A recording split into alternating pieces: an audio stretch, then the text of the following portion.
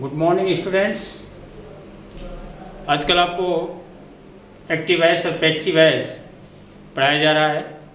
हमने आपको present indefinite tense और प्रेजेंट कॉन्टिन्यूअस टेंस पढ़ा चुके हैं, जिसमें आपको पहला जो था, जो हम कंटिन्यूअस टेंस का ऑक्सिलरी वर्ब यूज करके हम थर्ड फॉर्म लगा देते थे इंडेफिनिट में। कंटिन्यूअस टेंस में इज एम आर के साथ हम बीइंग का प्रयोग करके थर्ड फॉर्म यूज करते हैं। आज परफेक्ट टेंस पढ़ाया जाएगा प्रेजेंट का। हम जानते हैं इसकी जो ऑक्सिलरी वर्ब है वो हैज या हैव है। हम इसमें हैज बीन या हैव बीन लगाने के बाद में पहले हम जो एक्टिव वॉइस में ऑब्जेक्ट है उसको ऑब्जेक्ट को लिखेंगे। हैज बीन, हैव बीन जो भी सुटेबल हो फिर उसको लिखेंगे। हैव बीन या हैज बीन में से जो सुटेबल होगा वो लिखेंगे। इसके बाद थर्ड फॉर्म लिखेंगे वर्ब का, वो ऑलरेडी होता है परफेक्ट टेंस में सभी में। और इसके बाद जो एक्टिव वॉइस का सब्जेक्ट है उसको हम लिख देते हैं बाई एजेंट का प्रयोग करके। यहाँ पे हम बाई लगा देते हैं, बाई का प्रयोग करके हम सब्जेक्ट लिखते हैं। अब आपके पास जैसे सब्जेक्ट है एक एक्टिव वॉइस में ही सब्जेक्ट है, has auxiliary verb, from third form of the verb, A article, kite आपका ऑब्जेक्ट है। हम इसको अगर बनाते हैं तो किस टाइप से बनाएंगे? आपका जो ऑब्जेक्ट है वो पहले आएगा, जैसा कि हमने यहाँ पे लिखा हुआ है। ऑब्जेक्ट सभी एक्टिव पैसिव में पैसिव वॉइस बनाते समय सबका रूल यही है। ए काइट सबसे पहले हम ऑब्जेक्ट की लिखेंगे a kite, a kite. Has been, have been एक काइट है इसलिए हैज बीन का प्रयोग करेंगे हम। हैज बीन वर्ब का third form, flown already use हुआ है तो हम फ्लोन ही लिख देंगे। इसके बाद बाई एजेंट का प्रयोग करेंगे हम, बाई। इसके बाद सब्जेक्ट क्या है? ही, तो हिम का प्रयोग पॉजेसिव प्रोनाउन में हम ही को बदल देंगे, यानी kite has been flown by him. इसी प्रकार से हम देखेंगे सेकेंड में, I have taught the English. हमने इंग्लिश को पढ़ाया है या मैं इंग्लिश पढ़ा चुका हूं, तो हम यहां से शुरू करेंगे। द इंग्लिश, हम द का प्रयोग नहीं करें तो ही अच्छा है, क्योंकि इंग्लिश प्रॉपर नाउन है। इंग्लिश, यहां से भी द को हटा दें। इंग्लिश हैज बीन टॉट,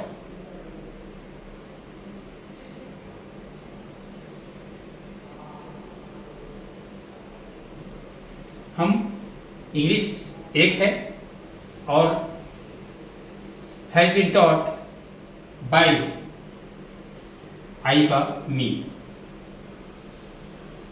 इस तरह से हम इसको बना सकते हैं।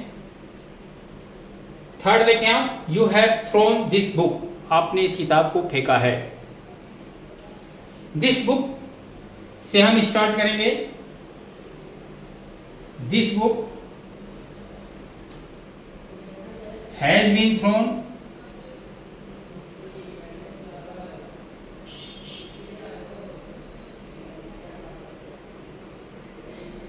Bye you. यू को हम कोई परिवर्तन नहीं करते, यू का यू ही रह जाता है। इस प्रकार से हम इसके इंटरोगेटिव और नेगेटिव भी बना सकते हैं। सिर्फ नॉट का प्रयोग, हैज नॉट बीन, इस तरह से हम इसको प्रयोग कर देते हैं। अगर इसी को हम इंटरोगेटिव में अगर इसको चेंज कर दें तो क्या होगा? ही हैज, नेगेटिव में अगर चेंज करते हैं तो नेगेटिव चेंज करेंगे, he has not phloem the kite, he has not flown the kite। हम इधर से फिर शुरू कर देंगे, the kite has not been. आपने देखा कि हैज और बीन के बीच में हम ये नॉट का प्रयोग कर दिए हैं। The kite has not been phloem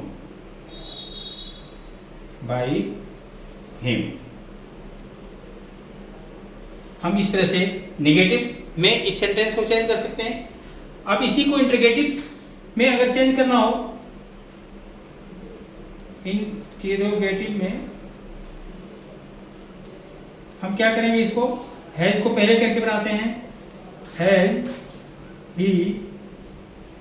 has he phloem the kite.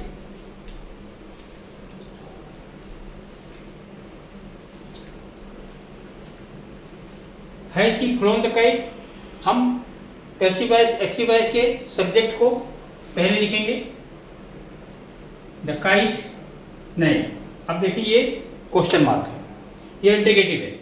हम सबसे पहले हैज या हैव का ही प्रयोग करेंगे। Has the kite, kite been का प्रयोग हम सब्जेक्ट की बात करेंगे। Has the kite been phloem